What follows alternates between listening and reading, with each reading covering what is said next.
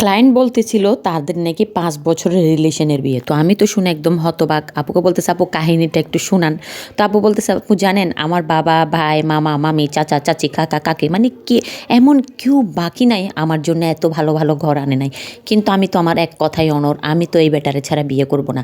আমি বলি যে, "আহারে কি ভালোবাসা!" আপু বলতেছে, "হ্যাঁ, আমার জন্য মানে আমি যে তাকে কি পরিমাণ ভালোবাসতাম আপু একদম এক্সাক্টলি অপু বিশ্বাসের মতো। আর তার ভালোবাসা আমার জন্য একদম সাকিব খানের মতো।"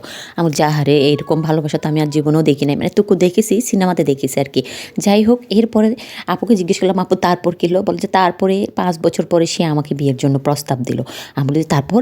বলছে, "তারপর কি? তারপর আমাদের ঘরের কেউ মেনে নিচ্ছিল না, কেউ মেনে নিচ্ছিল না। অনেক কষ্ট হইছে, অনেক দ্বন্দ্ব হইছে। তারপর কেমনে মেনে নিল?" বলে যে, "তারপরে কথা ফাইনাল হইছে, বেশি না ৮০০ বইরাত খাওয়াই দিতে হবে। তারপরে বোনের জামাইদের জন্য ৫ টা স্বর্ণের আংটি দিতে হবে। আর হচ্ছে সামান্য ফার্নিচার দিতে হবে।" আমি যে, "ও আপু এই আর কি এমন কি বললেন? ভালোবাসার পরে এতটুকু তো পাওয়ার যোগ্য রাখি বেড়া না?"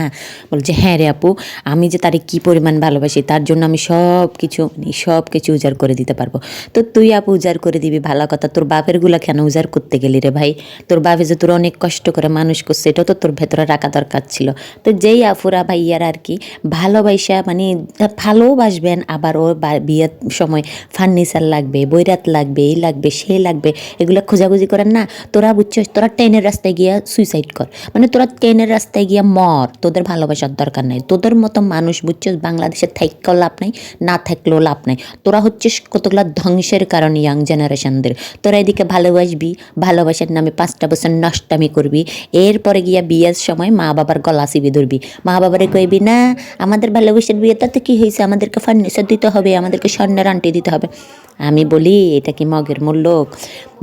মা মানে তুকো বাবা মারা তো তোদেরকে সুন্দর করে দেখে দুইকে বিয়ে দিলে এই সব কিছু দিত না, এটা তো মা বাবার জন্য একটা দায়িত্ব। কিন্তু তোরা যখন একজন ভালোবাসছস, একজনের ফাতিলাতে কি ভাত আছে না নাই আরেকজনের জানছস, তাহলে তোরা বিয়ের সময় কি জন্য আবার এই যে এত রকম তালবাহানা করবি? আমার কথা হইলো তোরা যে ৫ বছর রিলেশন করছস, তোরা কি কারো জানাই টানাই করছিলি? করস নাই।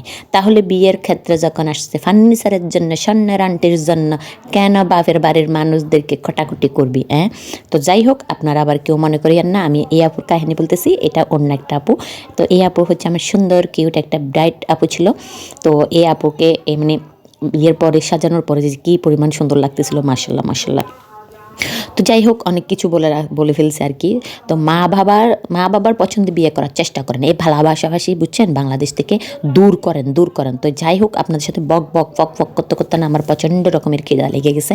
আমি বাসায় এসে আর বাটিতে বাড়ার টাইম পাই নাই, পাতিলা নিয়ে বসে গেছি খাইতে, ছোটো মাছ দিয়ে ভাত খাইতে সেই লাগতেছিল ভাই। খিদার পেটে যে যাই পাই তাই আর কি সেই লাগে, বুঝেন নাই? তো যাই বলতেছে আর কি, আপনাদের যদি আমার ভিডিও ভালো লাগে থাকে আমার ইউটিউব চ্যানেলটা সাবস্ক্রাইব করতে ভুলবেন না। আজকের ভিডিও এই পর্যন্ত।